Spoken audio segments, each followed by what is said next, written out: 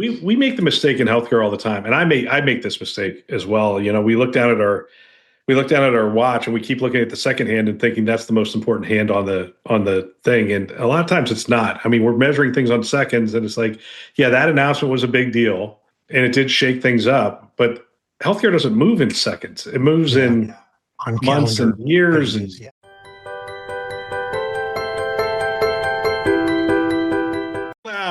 All right, we're going to have fun today. It is Newsday, and I am joined by Drex DeFord, and we put Sarah on a plane. Sarah is heading to Charlottesville, Virginia for a city tour dinner. I have a little shorter flight, so I'm not leaving till tomorrow morning. I'm heading up to Raleigh, North Carolina for a city tour dinner. And we will have those conversations. And then the next time we will be in person, Drex, will be Epic UGM. Yeah, that's right. Sometime around the 15th or so of this month. We're in August. Can you believe we're in August already? I know. It blew me away actually this weekend. Woke up on Saturday and I was like, what happened to July? It's like, I can't believe we're here already. I know, it is crazy. For those who haven't been to UGM, and it's interesting for me, I've now gone, this will be my third year of going. The first year was really interesting. It is a user group meeting, right? So it's not a traditional conference, if you will. They do have an area for the partners, and that is really around solutioning and conversations and those kind of things. They govern that pretty seriously. They will, they're going to put the usual topics together: AI and agents, analytics, interoperability. They have so many breakouts and so many different discussions going on. You'll have rev cycle, you have patient experience, pop health, you name it. They'll have stuff on the CRM, on pharmacy, on. It just goes on and on. They light up the campus and things. There's just a lot of things to go to. They'll start it off on I think Monday with the advisory councils. They'll have the executive forums, CIO, CFO, CEO, maybe legal, nurse execs, and others. They'll get together. They'll hear what's coming down the pike. And for the first year, I'm going to get to sit in on one of those sessions. So that the CIO session. So I will be hearing it as the CIOs are hearing it. And sounds like fun. It will be different for me. I'll have to, I'm going to take a slow approach to it, take a lot of notes, and talk to a lot of people about what they're thinking and what they're hearing. And then obviously you have the big executive address that comes on Tuesday morning. A lot of those same things then from that earlier session will be said later. Oh yeah. In a different way in the CIOs will hear nothing new on Tuesday morning. If they hear anything new, something has gone horribly Somebody wrong. dropped the ball. Yeah. It's designed that way, and it works out pretty well. So they will hear it all the day before and get an opportunity to give Epic some feedback. They'll say, "Hey, you didn't give us enough time. This isn't working. This needs to move forward faster." So all the sausage making stuff happens in those executive, or the feedback. It's better, not sausage making, but it's there's always a surprise in there too. I mean, there's things that they've probably had conversations with folks at Epic about over the course of the year, and they get to this session, and now here's what we're going to really announce tomorrow, but here's what you kind of told us you wanted to hear. But there's always a surprise. There's always something that it's like, where did that come from? Yeah. Well, I mean, we'll see where that goes. So we said last week we were going to spend this episode talking about what we anticipated hearing at Epic UGM next week, and clearly we'll hear about AI and agents, and agent factory. All that stuff will be front and center, but it won't be. Some of these organizations, they make the mistake of presenting AI for AI's sake, and Epic will not make that mistake. They'll put AI in the context of the clinician experience. They'll put it in the context of patient self-service, operations automation. The problem that the health system has told Epic they're trying to solve. Right. Exactly. There's going to be some things. Hopefully they made some progress on their ambient documentation. I know I've heard from a bunch of CIOs that are going to go in that direction. It's just from their perspective, it's just purely a money thing. It's not better integration. It's not a better solution. It's just a financial decision. We're going down the Epic path. We chose the platform first or Epic first strategy a long time ago. So they're going to want to see progress on Cheer. They're going to see progress on the ambient documentation. All right, we're going to take a quick break. Here's a word from our sponsor. Most health systems are running cloud like it's just someone else's data center. Cloudticity helps you turn cloud into a strategic advantage with deep healthcare experience across high trust and HIPAA and even FedRAMP. So instead of constant firefighting, you've got visibility into your security posture and confidence in your environment, and cloud spend you can actually explain to the board. Cloud that works as hard as your mission. That's Cloudticity. Find out more at cloudticity.com. That's CLOUDTICITY, cloudticity.com. All right, let's get back to the show. Do you think the ambient documentation thing too, when it was announced last year, obviously a big kerfuffle when that, came out, a lot of folks kind of really then went on the fence. Do we do this? Do we do that? Do we wait on Epic? And now we're a year later, and it's not the best news in the world that I hear, obviously, from Epic clients. And it makes me wonder if this starts to lean into some kind of a trend of, it's not a trend we haven't already seen, but it's kind of reconfirmed. They make these announcements, kind of cause everybody to freeze. And then a year later, like how well are we doing? So it'll be kind of interesting to hear where they're at, what they're planning to do in the next quarter, the next 6 months, because it's a strategy. It's a strategy to freeze folks in some ways. There is only one organization with more power in healthcare than Epic, and that is the federal government. Uh-huh.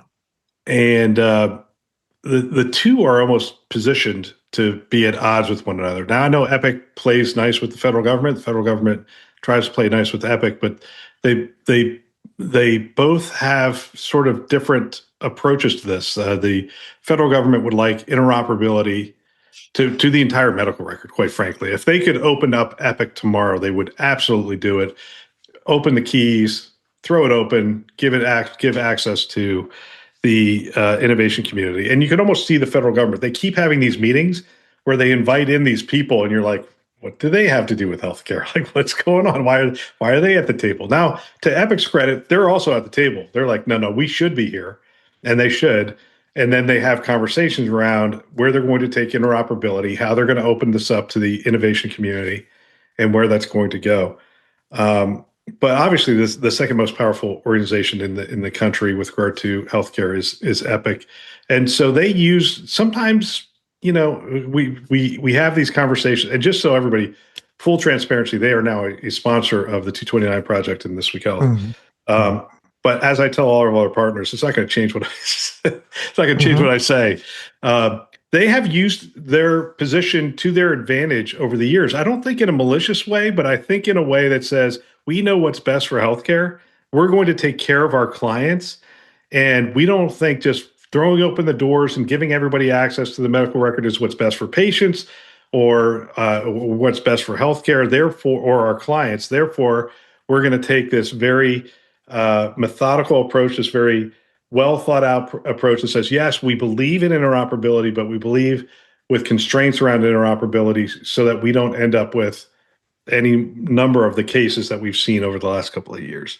I feel like sometimes it's like a mom and dad thing, the federal government and Epic, right? The federal government dad has these crazy ideas and wants to do cool stuff. And mom is like, now we'll hold on just a second. Let's slow down. And maybe it's the other way around. I don't want to stereotype, but there's something there. I think their approach is very parental. They don't want to do anything that hurts the kids, hurts their customers. And so they think very carefully about all the potential bad things that can happen. Because quite frankly, they've probably seen those things nearly happen, 100 times. building this system and putting it out over the last 20 plus years. But I mean, if you thought about it, that would be my expectation.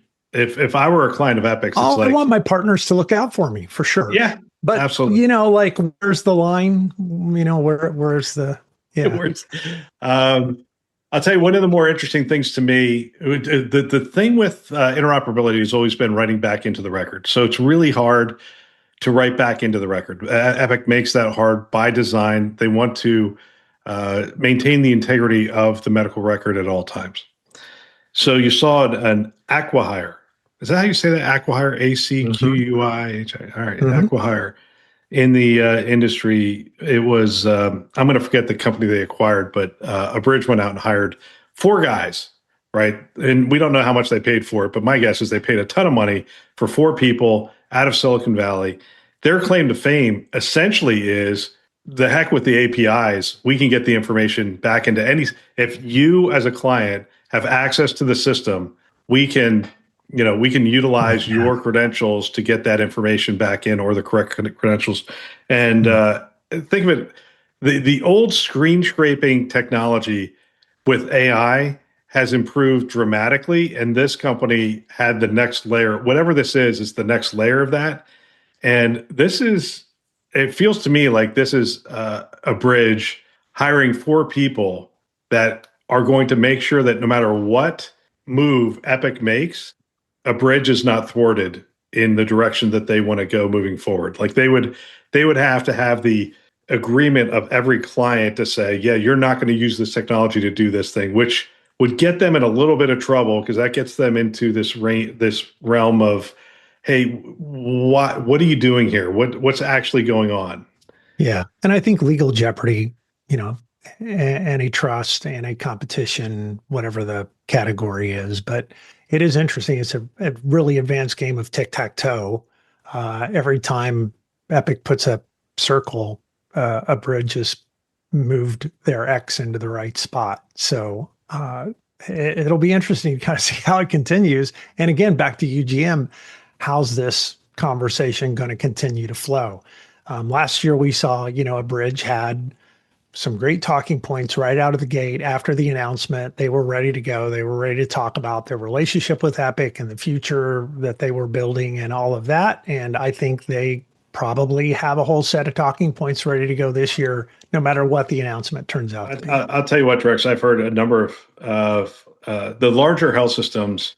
When I went to them, they essentially said, yeah, we're renewing with the bridge. I'm like, you going, what's the term? They're like, 3 years. We're going to go for 3 years. I'm like, well, all right, well, that's hedging your bets, maybe in 3 years, whatever. But it gives a bridge a fighting chance, right? 3 years of doing whatever it is that they are going to do. And if you talk to Shiv about this, he'll essentially say they're a great partner.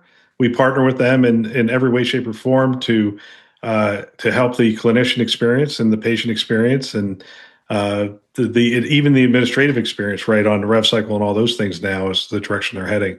So I've always, sorry, go ahead. No, please go ahead. I was just going to say, I've when this whole ambient thing started and we spent a lot more time with a bridge, I sort of felt like last year it's a mile race, and a bridge is already sort of 3 laps ahead in the mile race, and it was going to take a long time for Epic to catch up. And I think Epic is running faster than we think, and I'm not sure it's a mile race. Maybe it's a marathon, and so that lead is not as it's not as big as we think. Yeah, a lot of times, but they continue to extend the lead too. They keep doing really innovative things. We make the mistake in healthcare all the time, and I make this mistake as well. We look down at our watch and we keep looking at the second hand and thinking that's the most important hand on the thing. And a lot of times it's not. I mean, we're measuring things on seconds, and it's like, yeah, that announcement was a big deal and it did shake things up, but healthcare doesn't move in seconds. It moves in months and years. It's like, so it's people got a chance to sit back and look at it and say strategically. I'll tell you, I think the one thing we underestimate is once you put something in the hands of clinicians, I don't want to take it out, man. I'd learned that lesson. Like, even no matter how bad it was, they were like, this is my thing. Exactly. And I feel that a lot of stuff that there was a lot of change or resistance to the change, but once they got it, even though they complained about it and didn't like it, if you tried to take it away, no way. So, yeah, we're There's a couple of things I heard last year. I mean, you talk about like that announcement took a lot of oxygen out of the room. That people talked about that a lot. But one of the things I found interesting was the state of Washington. The entire state of Washington went with Epic. So think about that. So they even subsidized some of the smaller systems to get on either Community Connect or their own platform. And I think what the announcement was essentially that the entire state of Washington was on Epic, which gave them a leg up in terms of interoperability and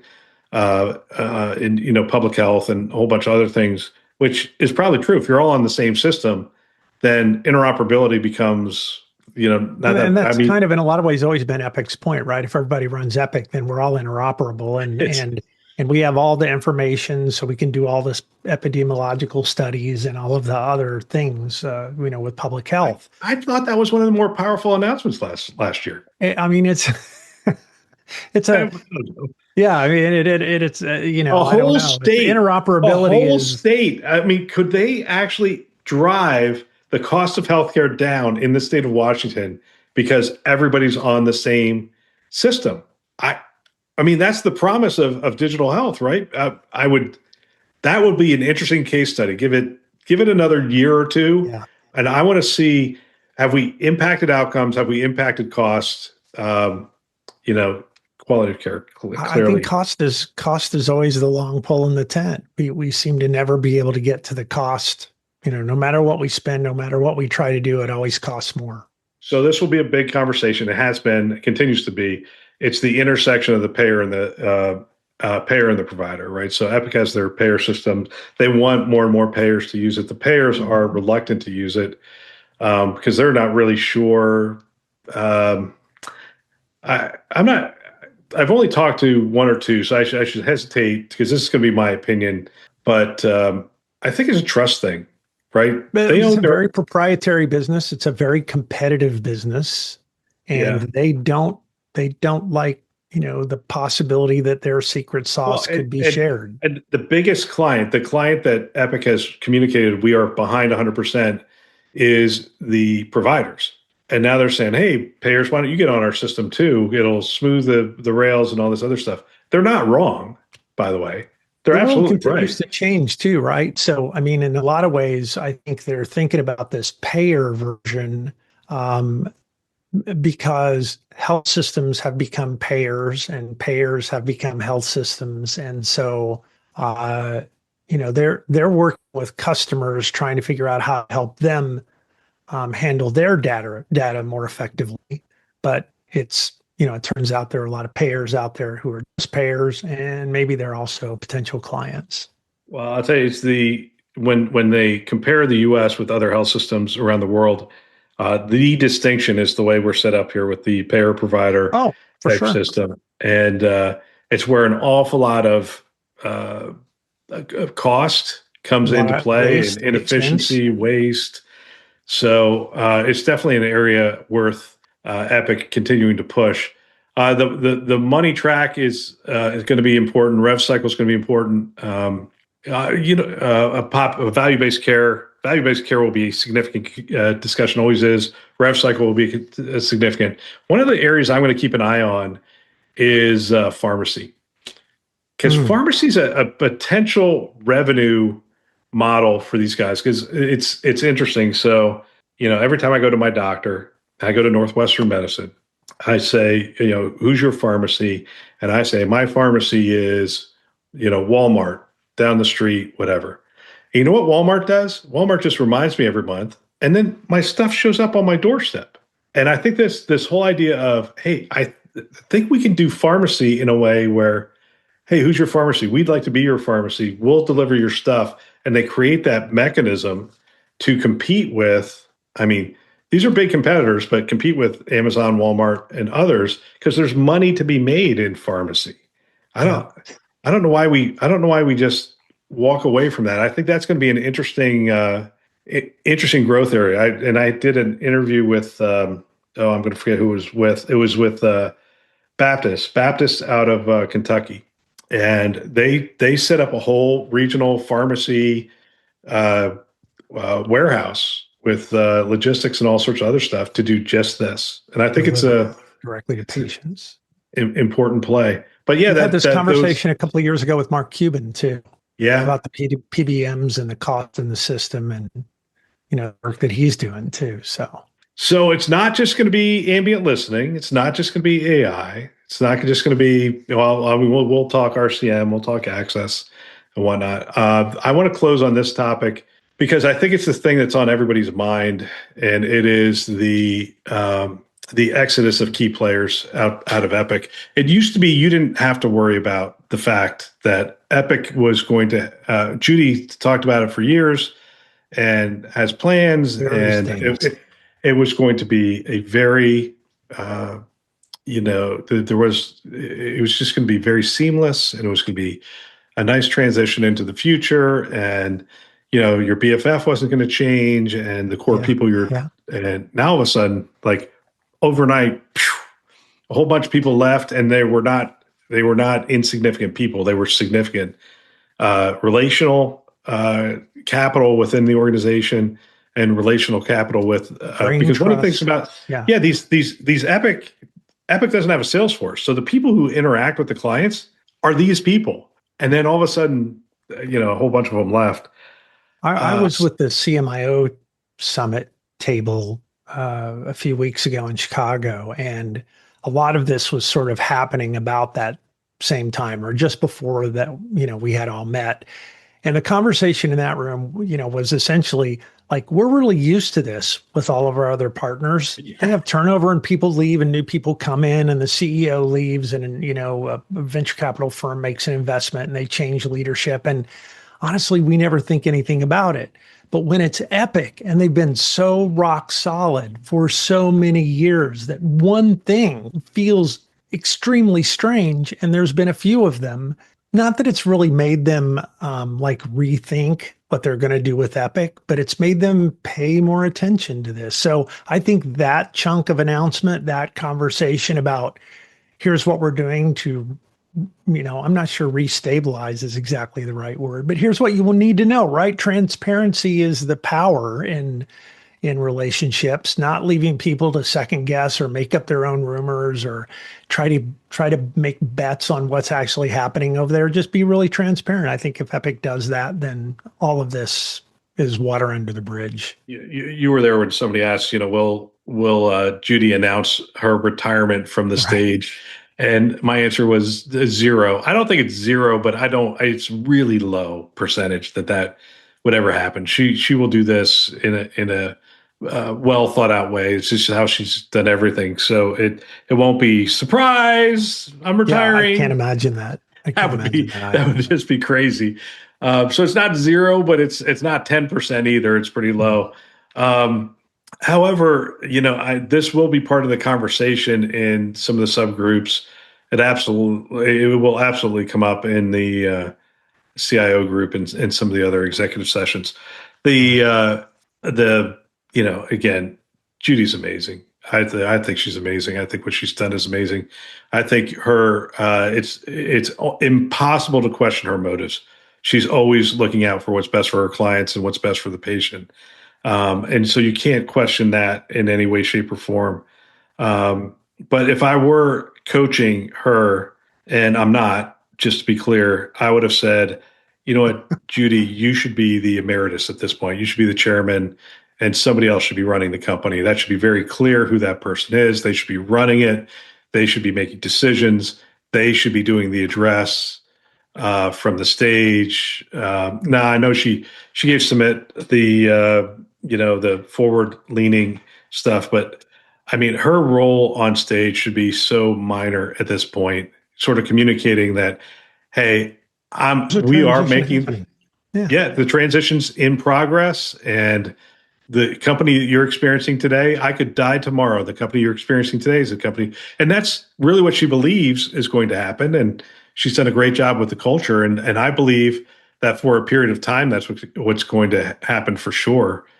I mean, when you spend that much time building the culture, it tends to outlast you. The difference between Steve Jobs the first time around and the second time around, I remember reading a whole bunch of articles where Steve Jobs went out and hired professors to teach his employees, and he created this whole university system within, and he just drove home. It's like, this is what we did wrong before. This is what we do now. And and one of the points I know that he made in that thing was, we need cash. We will never run out of cash again. Well, how much cash does Apple have now? It's like bajillion dollars.